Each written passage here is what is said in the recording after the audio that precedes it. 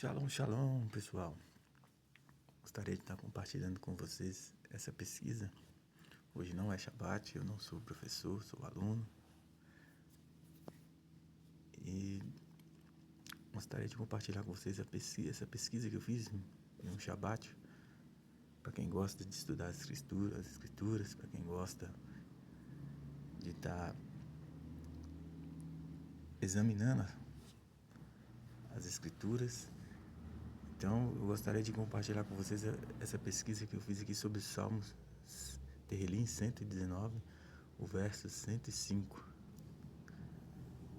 E é uma pesquisa que eu achei muito interessante e resolvi compartilhar aqui com vocês no canal. Para quem gosta, para quem tem interesse, eu não sou teólogo, mas sou um aluno e estudante também.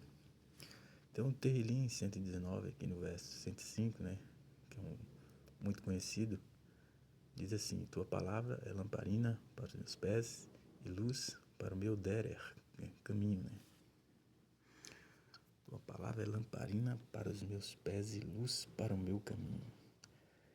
Então, a palavra ner, né, do Strong 52:16, né, no texto hebraico, ela vai ter a sua tradução como lâmpada, luz, né?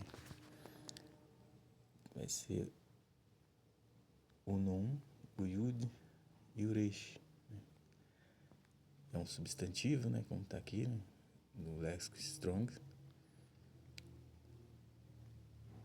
E é uma tradução de lâmpadas, né, luz, vela aqui, né, King James traduz como vela. Ela tem sua origem, né, de uma raiz primitiva, que é nir, né, que significa quebrar,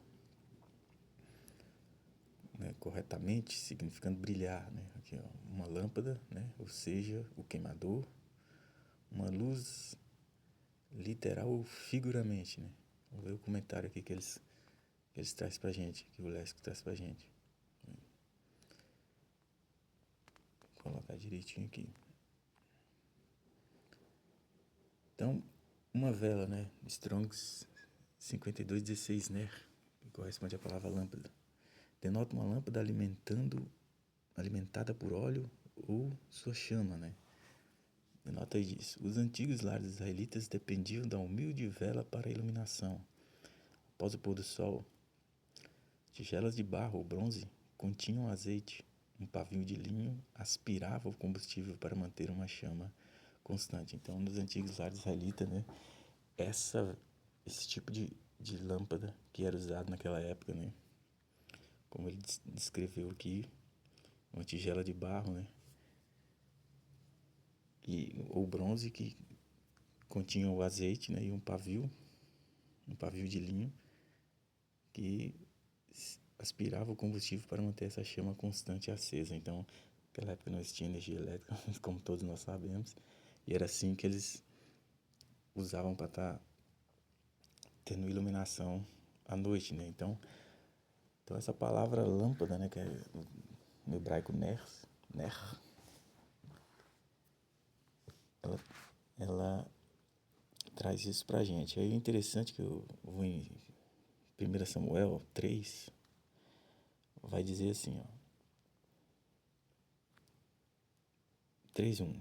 E a criança Samuel, servia diante de Aleftav e Yahweh, né, primeiro e último, e perante Eli.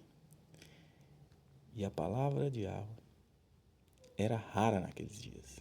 Não havia visão evidente, né?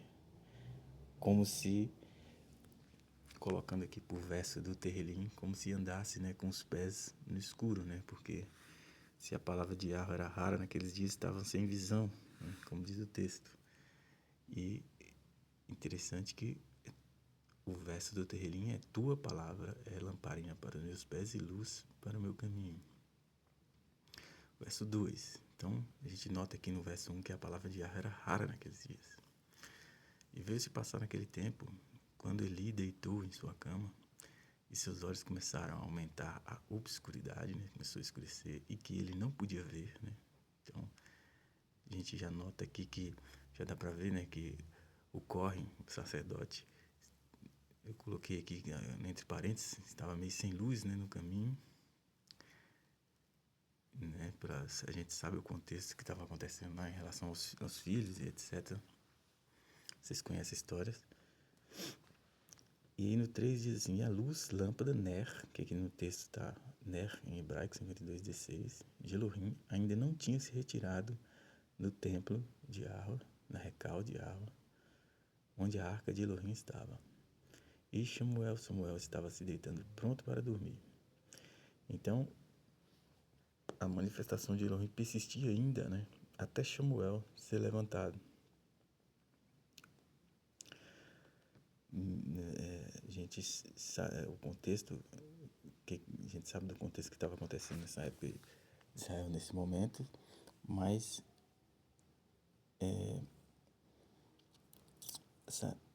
a manifestação de Elohim persistia ainda até Samuel ser levantado, né? Persistia ainda no recal ali de Arra naquele momento. Então, Mishlei Provérbios, né, 20:27 diz assim, ó, a alma do homem é a lamparina de Arra, esquadrinhando todas as partes do interior. Então, a alma do homem é a lamparina de Arra, né? Então, ele vai esquadrinhar todas as partes do interior da Neshama, do homem, assim diz Provérbio, né? Então, a gente começa a entender aqui que a alma é como uma lâmpada, né? E é interessante, olha aqui a ilustração, né? Das lâmpadas da época. Mais uma. E eu achei um artigo, né, do Rabad, que eu achei muito interessante e coloquei um trecho. E trouxe um trecho aqui pra gente tá lendo. Muito interessante. É um trecho de um artigo que está no Rabad, ó. E diz assim, ó, tem tudo a ver com esse terlim.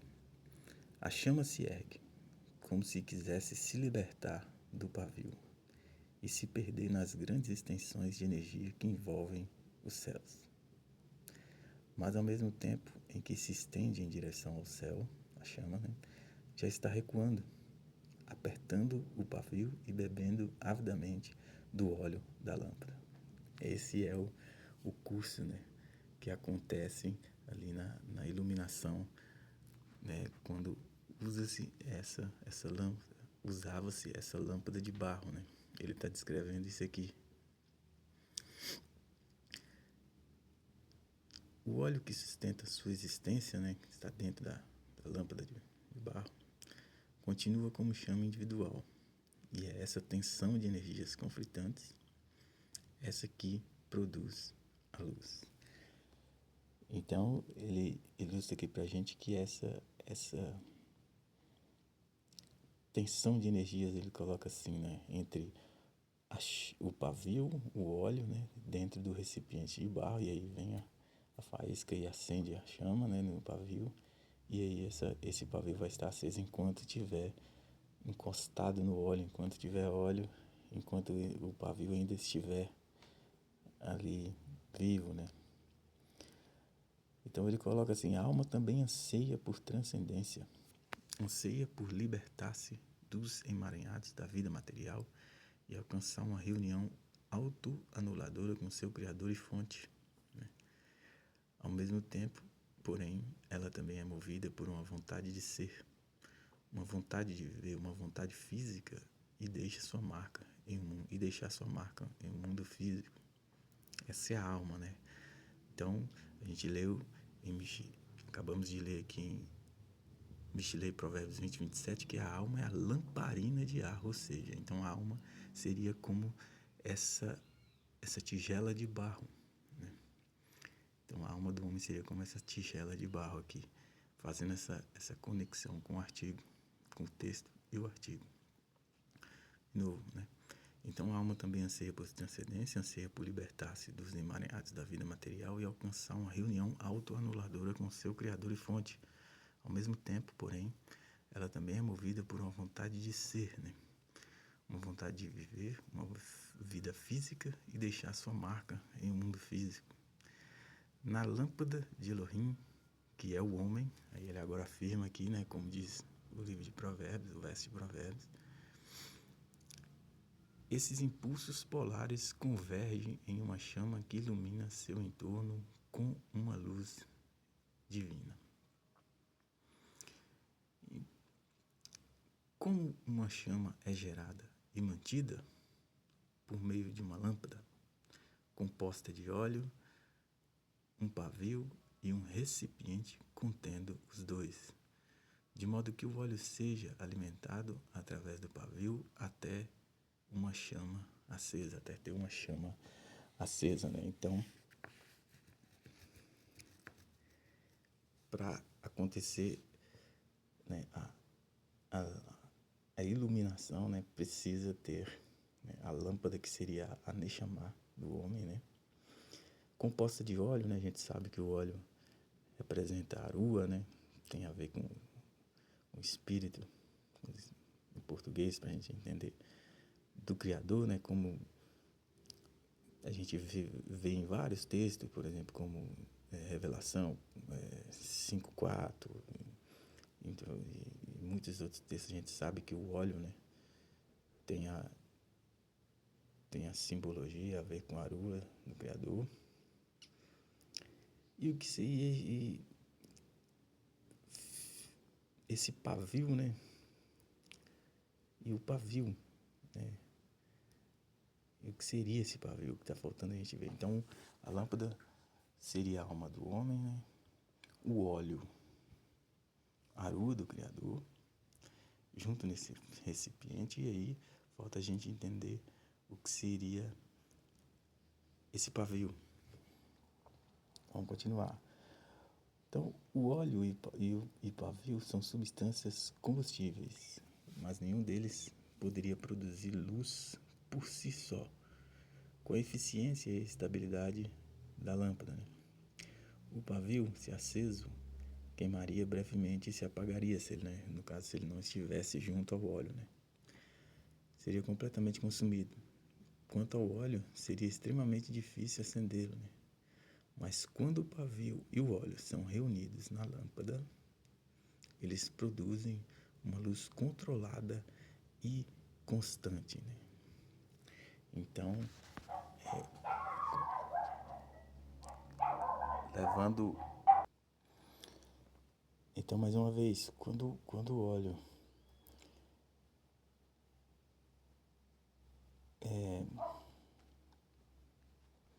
e o pavio são reunidos, né, na lâmpada, eles produzem uma luz controlada e constante. Então, a gente...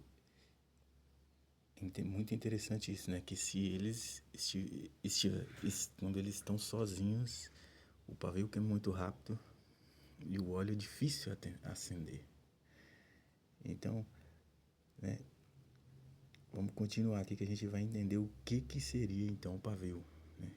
Então, a alma do homem é a lâmpada de Elohim, cujo propósito na vida é iluminar o mundo com a luz divina, né?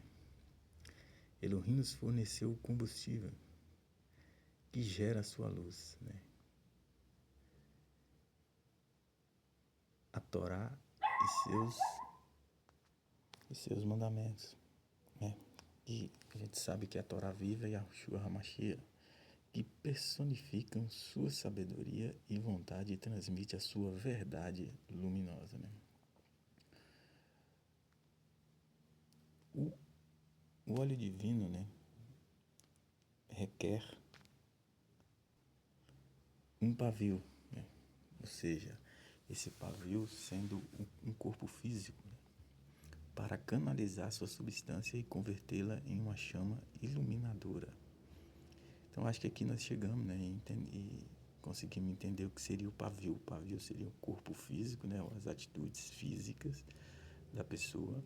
O óleo, a arua do Criador, junto com os seus mandamentos, né, e a sua Torá.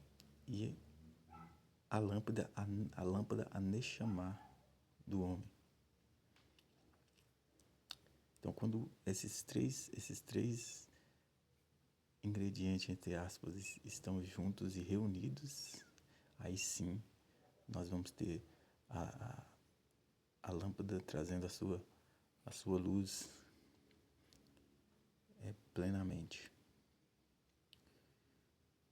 Então a Torá é a sabedoria de Elohim, mas para que a sabedoria de Elohim se manifeste em nosso mundo é preciso haver mentes físicas que a estudem e a compreendem, bocas físicas que a debatam e ensinem, e meios físicos que a publiquem e disseminem. As mitzvot são a vontade divina, né? Lembre-se que esse é um trecho de um artigo do Rabbad, então essas palavras são deles, né? Mas para que a vontade divina se manifeste em nosso mundo, é preciso haver mãos físicas que a realizem e materiais físicos, né? Pele de animal para tefilim, lã para tzitzit, né? Dinheiro para a caridade, essas coisas, com as quais ela seja realizada. E assim, com o óleo divino não pode produzir luz sem um pavio material, um pavio também não pode, sem óleo, né, produzir, né? Uma vida sem Torá e mitzvot, por mais inflamada que seja pelo desejo de se aproximar de Elohim, é incapaz de sustentar a sua chama, né? Pode gerar lampejos de experiência espiritual estática, mas sem o óleo de genuína substância divina, estes se extinguem rapidamente e não conseguem introduzir nenhuma luz duradoura no mundo, né? Para realizar esse seu papel como a lâmpada de Elohim, a vida humana deve ser uma lâmpada que combina uma existência física, né, o pavio, com as ideias e ações divinas da Torá, né, a rua, o óleo. Quando o pavio é saturado com óleo e alimenta seus anseios espirituais com o suprimento constante do mesmo, a chama resultante é luminosa e sustentável, preservando a existência e a produtividade do pavio e iluminando o canto do mundo em que foi colocado. Trecho do artigo do Rabbad, né, que foi adaptado aqui.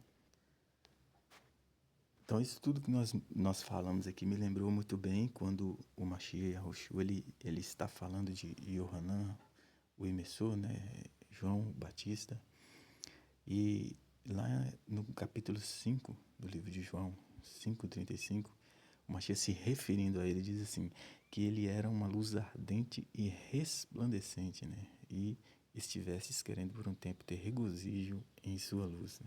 Ele falando sobre o testemunho dele, né? Ele está citando Yohanan, que diz que ele era uma luz ardente e resplandecente, né? Ou seja, como se fosse uma lâmpada realmente com o óleo e o pavio ali queimando, né? Ardendo e resplandecendo.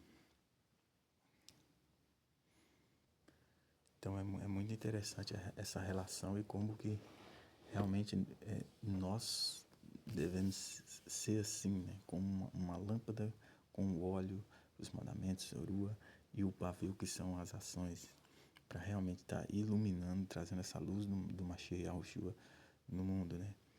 Vamos agora dar uma passada em Jó 29, do 1 a 3, diz assim, ó, vou pegar do verso 1 aqui: além do mais, Jó continua a sua parábola e disse: se eu estivesse como nos meses passados, como nos dias em que Elohim me preservava. 3. Quando sua lamparina brilhava sobre minha cabeça e quando pela sua luz eu caminhava em meio à escuridão. Então, a lamparina de Iov, né, iluminando na escuridão antes de todos os acontecimentos que aconteceu na vida dele ali, aí antes do Criador aparecer para ele, né, conversar com ele e se apresentar a ele, né, aí ele diz assim que ele caminhava, né, pela luz do Criador em meio à escuridão, né. Também tem Matitiahu 5:14, né, 16, né, que você sabe bem o texto, que diz que nós devemos ser a luz do mundo, né. Vocês conhecem o texto, né? Assim, no 16, assim vossa luz brilhe diante dos homens, para que eles vejam vossas boas obras e estimem vosso Pai que está nas águas elevadas. Também vamos aqui a Lucas 12:35. Cingido esteja vossos lombos e as vossas lâmpadas iluminando. Também é uma referência a esse contexto que nós estamos acabando de falar aqui. Aí também tem outras referências aqui, né? Em João 1:6-10, João 5:35 que eu acabei de falar, e 8:12, né? Que diz assim: então Yahushua falou-lhes, dizendo: eu sou a luz do mundo, quem me segue não andará em trevas, mas terá a luz da vida. Mas aí pode ser que ainda não ficou tão claro, né? Então a gente vai na raiz da palavra, né? É 52:16 do Strong 52:16, né? A raiz dessa que é lâmpada. Vai ser nir, né? Então a palavra ner, lâmpada, ela vem da raiz, tem a sua raiz nir, né? Que é o Strong 52:14, que significa quebrar, né? São as mesmas letras, né? Quebrar é um verbo, né? Uma raiz provavelmente idêntica, né? De ner, né? Lâmpadas, né? Que através da ideia do brilho de um suco, né? Um suco fresco. Pode significar também cultivar o solo, romper. Então, o significado e a imagem de Nir, que é a raiz de Ner, que é lâmpada. O termo descreve a terra recém-arada ou deliberadamente deixada em repouso. Visualmente, é o solo aberto, exposto ao sol e à chuva, pronto para receber sementes. Então, espiritualmente, torna-se uma metáfora vívida para o coração humano, que se torna receptivo à palavra de Elohim, depois que a crosta dura do pecado e a complacência foi quebrada. No antigo Israel, os agricultores às vezes deixavam um campo sem cultivo por uma estação para que os nutrientes pudessem ser repostos. Antes de retomar o plantio, a superfície endurecida precisava ser arada, né? Muitas vezes com arados de madeira ou ferros puxados por bois. Quebrar a crosta era essencial, caso contrário as sementes nunca penetrariam, a umidade não seria retida e as colheitas fracassariam. Os profetas presumiam que todos os ouvintes conheciam essa rotina, né? Tornando a imagem de Nir, né, um veículo ideal para chamar a nação a techuvá. Muito interessante que a raiz da palavra lâmpada, ela, né, vai descrever, né, uma terra recém-arada ou recém-trabalhada, né, deixada em repouso, né, justamente para ficar pronta para receber a semente, né. Muito interessante isso, né, e essa metáfora está ligada com o coração humano, né, aquele coração que vai ser receptivo à palavra de Elohim, né. Quando tira essa crosta, como diz a crosta do pecado ali, a terra vai estar preparada para receber a palavra de Elohim. Muito interessante isso, né? Porque Nir, ela é a raiz de Ner, né? Então traz essa relação para a gente aqui. Muito interessante. E também, se a gente for lá em Jeremias 4:3, né? E 4:3 vai dizer assim, ó, porque assim dizia aos homens de Judá, né, Judá e de Jerusalém, preparai para vós um terreno plano e não semeai entre espinhos, né, que também é uma referência sobre a preparação da terra, né, para receber sementes, né. Isso aqui também tem a palavra nir, né. E lá em Oséias 10:12, vamos aqui rapidinho também ter a referência dessa palavra junto aqui. Vai dizer assim, ó, semeai para vós mesmos em justiça, colhei em Rahamim, misericórdia, piedade, né? Cavai vosso chão baldio, porque é tempo de buscar a Yahweh, até que ele venha e faça chover justiça sobre vós. Então, é interessante, né,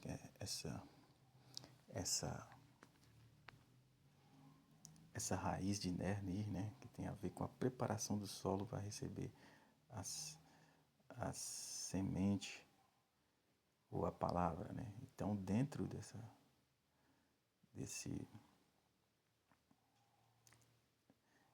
texto aqui, né? Tua palavra é lamparina para os meus pés e luz para o meu caminho. Então, a palavra, né?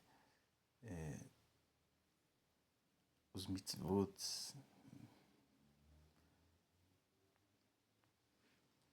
estão ligados, né?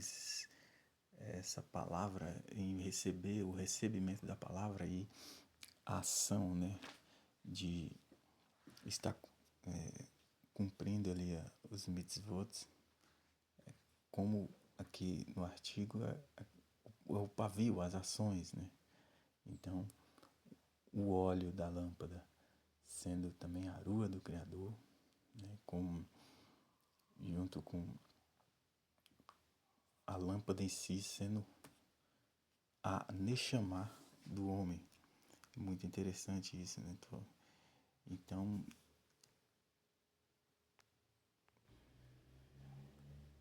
Então pessoal, essa é uma pesquisa que eu fiz. Eu quis trazer para vocês aqui, os visitantes aqui do canal, para estar compartilhando com vocês. Como eu disse, eu não sou professor, não sou teólogo, eu sou um aluno, estudante. E para quem gosta das escrituras, numa mente israelita, né, de estar analisando, de estar estudando, e aí compartilhar com vocês. Muito obrigado pela atenção. Hoje não é Shabat, mas eu fiz essa pesquisa em um Shabat. E shalom, shalom. Até a próxima.